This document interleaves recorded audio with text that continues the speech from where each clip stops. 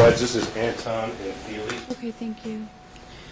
Good morning. We're on the record in the case of Atton versus Feely, case D-530-618. Your name, please. Good morning, Your Honor. Jennifer Atton, pro se. Thank you. Michael Burton, bar number 14351, here on behalf of McFarlane Law Group and Emily McFarlane. Okay, thank you.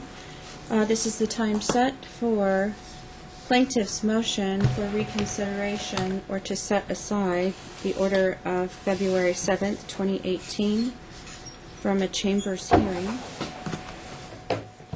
You can be seated, Ms. Atton. Thank you.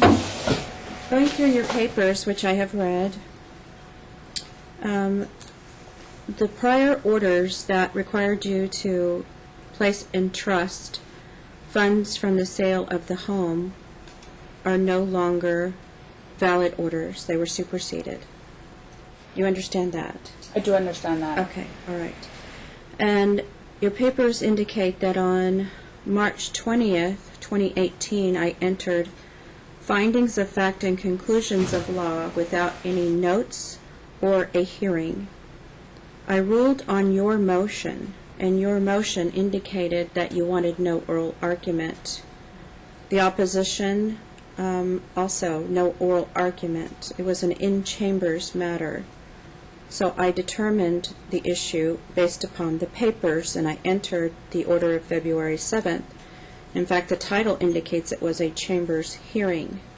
Pursuant to EDCR 5.504, proposed orders can be presented by counsel. No oral argument was requested or required, and I ruled and recognized your objection. I read everything. Your motion now to set this aside is in the nature of a rehearing or reconsideration. Pursuant to EDCR 5.512, you have 14 calendar days from the date of service to file this motion. This motion is untimely.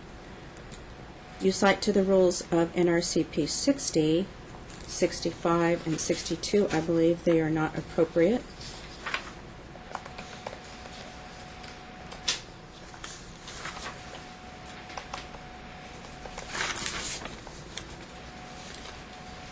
And I believe that you have appealed as well.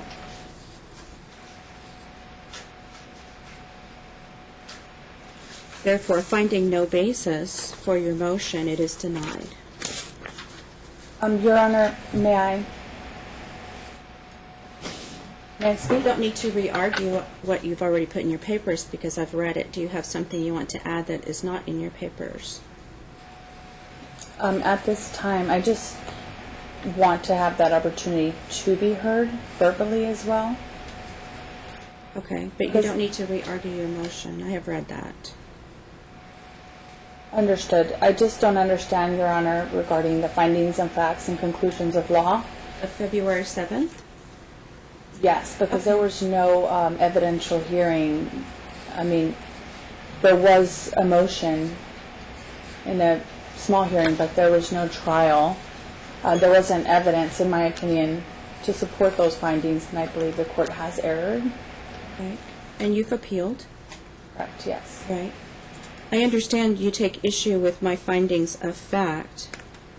Some of them are completely incorrect because the record doesn't support what you're saying in many instances. So if you have a specific issue that you don't understand, I'll address it.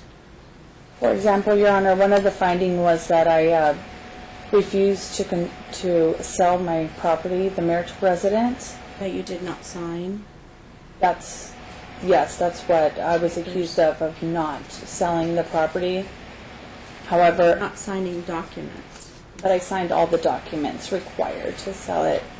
And I did submit evidence. I believe it's Exhibit 1, an affidavit that was filed into the other court hearing downtown for the lawsuit that occurred with that, stating that I did sign every document that was presented to me to execute the sale of the property.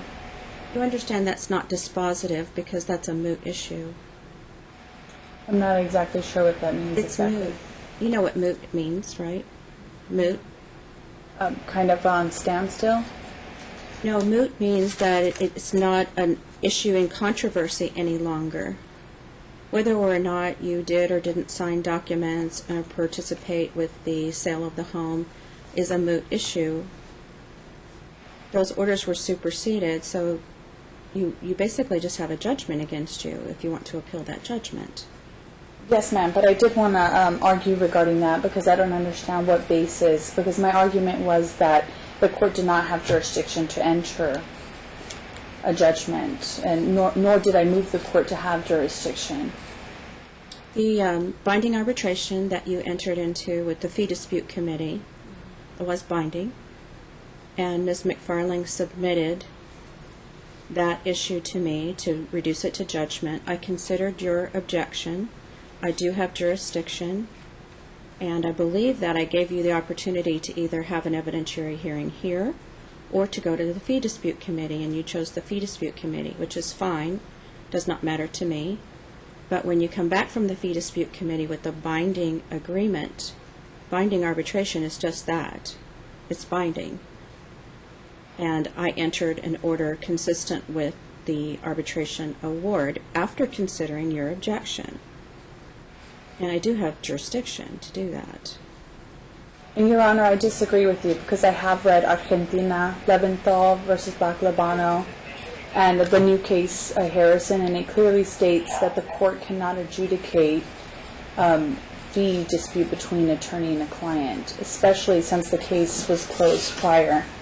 Okay, well, you've appealed that. So the Supreme Court will say, if I'm wrong, and it will come back. Understood. And I'm so sorry, sir, ma'am. According to you, you do have a jurisdiction to enter a judgment against me, despite the fact that it does say in the case of law that she would have to file a whole separate suit against me to get her fees. Okay. I just want to be clear on that. I didn't think that was a question, it's a statement, right? I just want to make sure that the court does consider themselves having jurisdiction regarding the lien, despite the fact that the case law states that she has to file a separate suit to have a judgment awarded against me. I believe I was clear on that already. Okay. Mr. Burton, do you have any argument today? I really don't. I feel like this is like Groundhog Day, where I feel like it's the same thing over and over. I don't have anything to add. Mm-hmm. Okay. All right. You'll submit an order? I can submit that, yes, ma'am. All right. Thank you for your time today.